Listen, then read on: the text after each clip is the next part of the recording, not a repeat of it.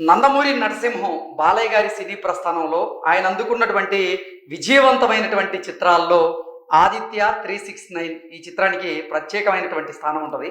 అందుకే ఈ చిత్రాన్ని ఆ చిత్ర నిర్మాతలు గ్రాండ్గా రిలీజ్ చేసేందుకైతే సిద్ధమైనటువంటి నేపథ్యంలో ఏ తేదీన ఈ చిత్రం రిలీజ్ కాబోతోంది, ఎన్ని థియేటర్లలో ఈ చిత్రం రిలీజ్ అయ్యేటువంటి అవకాశం ఉందనేది మనం విశ్లేషణ చేసుకుందాం. ప్రస్తుతం మనతో పాటు ఉన్నారు ప్రముఖ సినీ విశ్లేషకులు, ప్రముఖ సీనియర్ జర్నలిస్ట్ యజ్ఞమూర్తి గారు. వారితో మాట్లాడదాం. Sir hi. Sir hi Krishna. Aditya 369 Balakrishna గారి సినీ ప్రస్థానంలో ఒక మైల్ రాయిగా నిలిచిపోయేటువంటి చిత్రం ఇది. దీన్ని మళ్ళీ గ్రాండ్గా రిలీజ్ చేయబోతున్నారు. ఏంటి సార్, ఏ రోజు రిలీజ్ చేయబోతున్నారు, ఎన్ని స్క్రీన్స్లో రిలీజ్ చేయబోతున్నారు, ఏంటి రిలీజ్ ఎలా ఉండబోతుంది? సో అది 1991 జూలైలో వచ్చింది. అప్పుడు 34 సంవత్సరాల తర్వాత ఇప్పుడు రిలీజ్కి నిర్మాతలు సన్నాహాలు చేస్తున్నారు.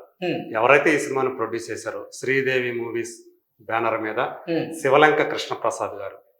సో ఆయన ఎస్పి బాలసుబ్రహ్మణ్యం గారికి సమీప బంధువు, చంద్రమోహన్ గారికి మేనల్లుడు. సో ఆయన ఇప్పుడు మరి ఈ సినిమాని రిలీజ్కి ప్లాన్ చేస్తూ ఉండటం అనేది చాలామంది ఫ్యాన్స్కి, నందమూరి ఫ్యాన్స్ అందరికి కూడా చాలా ఆనందాన్ని కలిగిస్తూ ఉంది. అప్పుడు అంటే బాలయ్య తన సమకాలీన హీరోలు ఎవరైతే ఉన్నారో వాళ్ళందరితో పోల్చుకుంటే ఆయన చేసినన్ని వైవిధ్యభరితమైనటువంటి సినిమాలు, జానర్స్ ఇంకే హీరో కూడా చేయలేదు అనేటువంటి పేరైతే ఆయనకుంది. తెలుగులో అప్పటి వరకు కూడా టైం ట్రావెల్తో నడిచేటువంటి సైన్స్ ఫిక్షన్ సినిమా అంతకుముందు ఎప్పుడు లేదు. సో ఇదే మొట్టమొదటి time travel science fiction film అని చెప్పేసి మనం చెప్పుకోవచ్చు తెలుగులో. సంగీతం శ్రీనివాసరావు గారు. సో మనకున్నటువంటి లెజెండరీ డైరెక్టర్స్లో ఆయన ఒకరు. సో మాయాబజార్ సినిమాకి ఆయన అసిస్టెంట్ డైరెక్టర్గా కేవీ రెడ్డి గారి దగ్గర పనిచేశారు. సో ఆయనకి రామారావు గారితో ఒక సినిమా చేయాలి, డైరెక్ట్ చేయాలి అటువంటి కోరిక విపరీతంగా ఉండేది. కానీ అది ఆయన నెరవేర్చుకోలేకపోయారు. సో ఆ కోరికని ఆయన కుమారుడు ద్వారా తీర్చుకున్నారని చెప్పాలి. ఒక భైరవ ద్వీపం లాంటి ఒక సినిమా, ఒక ఆదిత్య 369 లాంటి సినిమా, ఈ రెండు కూడా ఎంత పెద్ద విజయాన్ని సాధించాయో నేను ప్రత్యేకించి చెప్పక్కర్లేదు. ఇది మరి ఎందుకంటే ఆదిత్య 369 అనే దాంట్లో ఆయన శ్రీకృష్ణదేవరాయలుగా కూడా కనిపిస్తారు. ఆ పాత్ర అద్భుతంగా పోషించారు. మహామంత్రి తిమ్మరసు, అలాగే తెనాలి రామకృష్ణ, ఈ రెండు సినిమాల్లో ఎన్టీ రామారావు గారు శ్రీకృష్ణదేవరాయలుగా నటించి శ్రీకృష్ణదేవరాయలు అంటే ఇలా ఉండేవారు అనమాట అనేటువంటి గొప్ప పేరు ఆయన సంపాదించుకున్నారు. ఆయన తర్వాత ఆ పాత్రలో అంత బాగా రాణించిన ఏకైక వ్యక్తి ఎవరంటే అది నందమూరి బాలకృష్ణ అని చెప్పాలి. అది కూడా ఆదిత్య 369లో. సో అంటే బ్యాక్ ఎండ్ పోతుంది స్టోరీ. అంటే ఇప్పుడు ప్రజెంట్ ఈ కాలం నుంచి కృష్ణకుమార్ అనేటువంటి ఒక యువకుడు టైం ట్రావెల్ చేసి ఎలా భూతకాలంలోకి వెళ్ళిపోయి శ్రీకృష్ణదేవరాయలలాగా ఎలా కనిపిస్తాడు, ఇవన్నీ కూడా చాలా ఆసక్తికరమైనటువంటి ఒక కాన్సెప్ట్ తోటి సంగీతం గారు చాలా గొప్పగా ఆ సినిమాని తీర్చిదిద్దారు. అందుకనే అంత బాగా ఆడింది. మోహిని అనే ఆమె అప్పుడు హీరోయిన్ గా చేశారు. ఇక సిల్క్ స్మిత క్యారెక్టర్ ఈ సినిమాకి అట్రాక్షన్ లో సిల్క్ స్మిత గారు చేసినటువంటి ఆ క్యారెక్టర్ కూడా. అట్లాగే అమరీష్ పురి విలన్ అందులో టిను ఆనంద్. సో వీళ్ళిద్దరు టిను ఆనంద్ ఇప్పటికీ కూడా ఆయన ఉండారు ఆయన. సో వీళ్ళకి కీలకమైనటువంటి పాత్రలు చేశారు. టెక్నికల్ గా కూడా చాలా హై స్టాండర్డ్స్ లో ఆ రోజుల్లోనే తీశారు. ఇళయరాజా మ్యూజిక్ ఈ సినిమాకి, ఆ సౌండ్ సిస్టమ్ కానివ్వండి, ముగ్గురు సినిమాటోగ్రాఫర్లు పనిచేశారు. నాకు గుర్తున్నంత వరకు ఒకరు పిసి శ్రీరామ్, ఇంకొకరు విఎస్ఆర్ స్వామి, ఇంకొకరు ఎవరో జ్ఞాపకం రావట్లేదు నాకు. మొత్తం ముగ్గురు సినిమాటోగ్రాఫర్లు దీనికి పనిచేశారు. సో టెక్నికల్ గా హై స్టాండర్డ్స్ లో, అంటే ఈ సినిమా రిలీజ్ అయినప్పుడు అసలు మనం తెలుగు సినిమా చూస్తున్నామా లేకపోతే ఏ హాలీవుడ్ లోంచి వచ్చిన సినిమా చూస్తున్నామా అనేటువంటి అనుభూతికి అందరూ కూడా లోనయ్యారని చెప్పేసి ఆ రోజుల్లో చాలా మంది చెప్పుకునేవాళ్ళు. సో కాలక్రమంలో రోజులు గడిచే కొంది ఆ టైంలో మంచి సక్సెస్ సాధింది, కమర్షియల్ గా కూడా బాగా ఆడింది. కానీ రోజులు గడిచే కొంది, సంవత్సరాలు గడిచే కొంది ఆ సినిమాకి ఒక కల్ట్ స్టేటస్ వచ్చింది.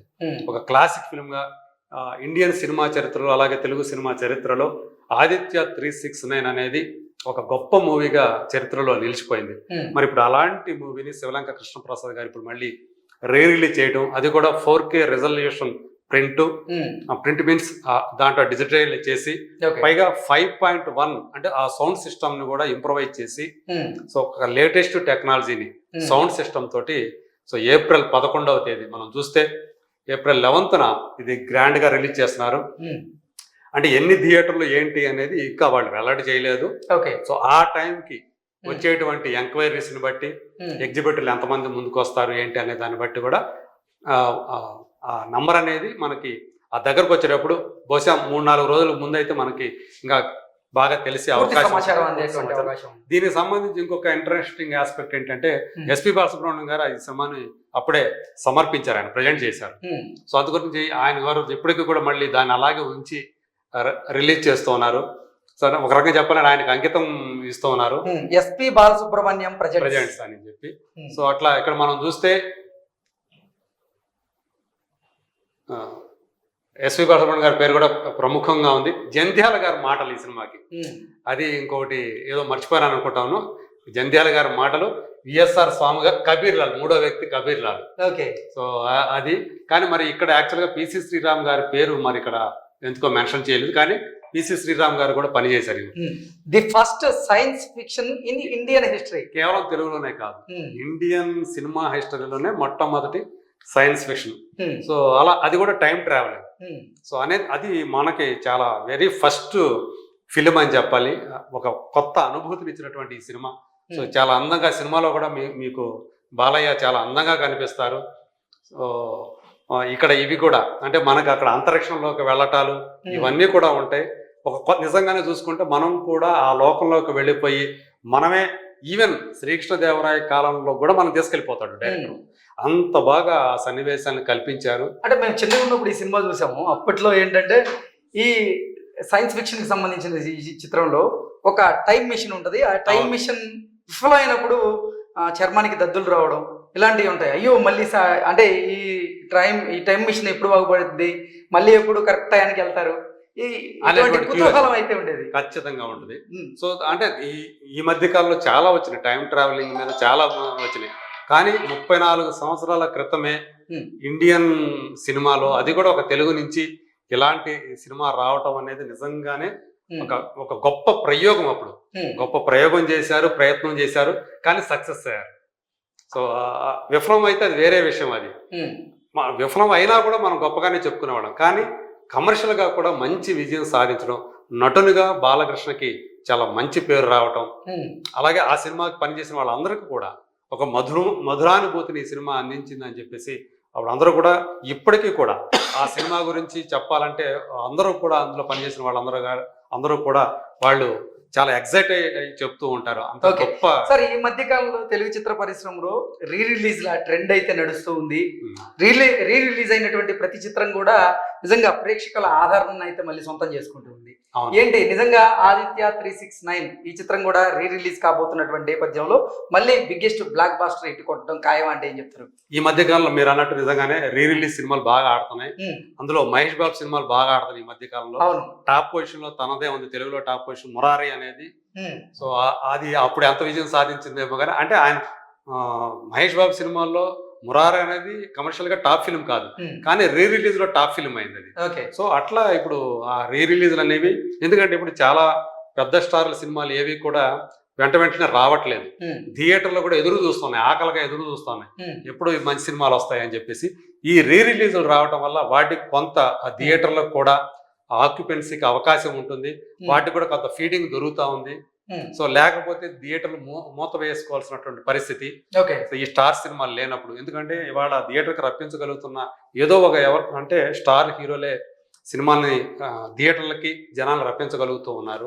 అది ఎవరు అయినా సరే కమర్షియల్ గా చూసుకుంటే అది కాదనలేనటువంటి ఒక సత్యం. చిన్న సినిమాలకి ఏంటంటే టాక్ బాగా వస్తేనే తర్వాత నెమ్మదిగా ఇప్పుడు కోర్టు లాంటి సినిమా మనం చూసాం, అది మౌత్ టాక్ రావటం వల్లే అది అతి పెద్ద విజయాన్ని నమోదు చేస్తుందని చెప్పి 50 కోట్ల క్లబ్ లో చేరబోతుంది. అది మామూలుగా అయితే నాకు తెలిసి 7-8 కోట్ల బిజినెస్ జరుపుకుంది.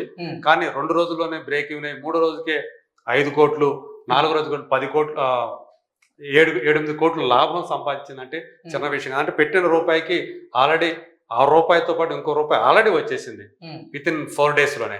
సో రాబోయే రోజుల్లో అది వండర్స్ క్రియేట్ చేస్తుంది. ఇది అప్పుడప్పుడు మాత్రమే సంభవిస్తుంది.